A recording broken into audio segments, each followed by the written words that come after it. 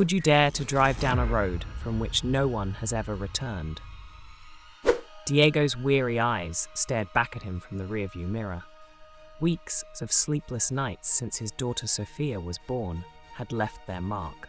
Tonight, he'd worked late again, hoping for a promotion to give his family a better life. The clock read 11:45 p.m. Just one more hour, he thought, longing to be home with his wife Anna and Sophia. His usual route was closed for construction, and a detour would add an hour. Frustrated, he stopped at a nearly empty gas station to ask for an alternative. An old man behind the counter looked up from a worn newspaper. "Excuse me, is there a shortcut to San Miguel? The detour takes too long," Diego asked. The old man's grey eyes held a hint of concern. "At this hour, it's best not to seek shortcuts. They call it the Path of Shadows." "Why is it called that?" Diego tried to sound casual. "Those who take it at night don't always reach their destination." Diego chuckled nervously. "I'm not superstitious." The old man sighed. "Legends often hold truths. If you insist, be careful." Ignoring the warning, Diego found the old road, a narrow path with towering trees forming a tunnel. He tried calling Anna, but had no signal. Turning on the radio, a song he and Anna loved played, bringing a smile.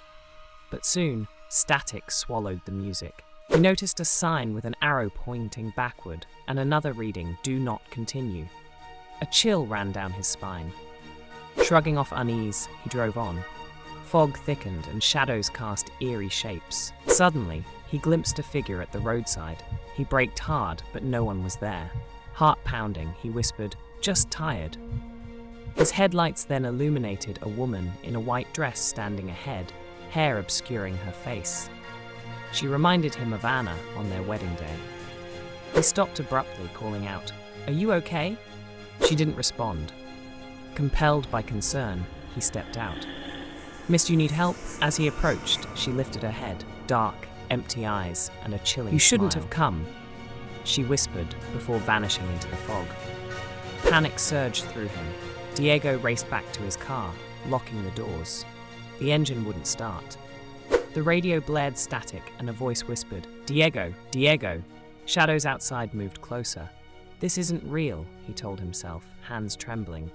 A photograph lay on the passenger seat, his family portrait, but Anna and Sophia's faces were ominously crossed out in red. Terror gripped him. Desperate, he grabbed his phone and stepped out, hoping for a signal.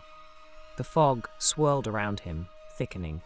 Whispered voices and distant laughter echoed. He began to run, but no matter which way he turned, the car reappeared before him, as if he were trapped in a loop. Shadows shifted at the edge of his vision. Figures emerged, silhouettes with glowing eyes. "Leave me alone," he shouted. One stepped forward, its voice a haunting whisper. "You're lost too, join us." Clutching the distorted photo, Diego thought of his family. "No, I have to get back to them. I won't give up." He closed his eyes, focusing on Anna and Sophia. A bright light pierced the darkness, and a rushing sound filled his ears. When he opened his eyes, he was parked outside his home. Dawn painted the sky.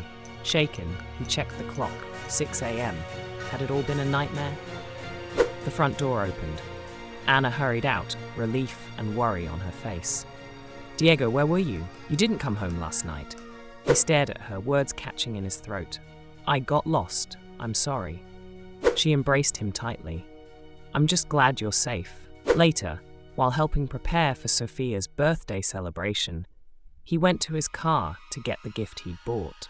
On the driver's seat was a note he hadn't seen before, written in shaky handwriting, "See you soon.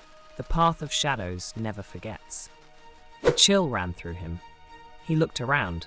Everything seemed normal. Unsure what to do, he slipped the note into his pocket. That night, after the festivities and once Sophia was asleep, Diego sat alone, the mysterious note in his hand.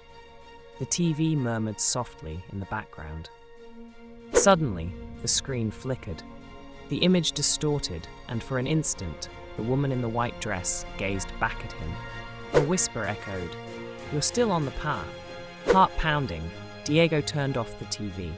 Anna appeared in the doorway, concern in her eyes. Is everything okay? He forced a smile. Just a bad dream. She hugged him gently. Come to bed. You need rest. As they headed upstairs, unease gnawed at him. In their bedroom, another note lay on his pillow. You can't escape. Realization hit. This wasn't over.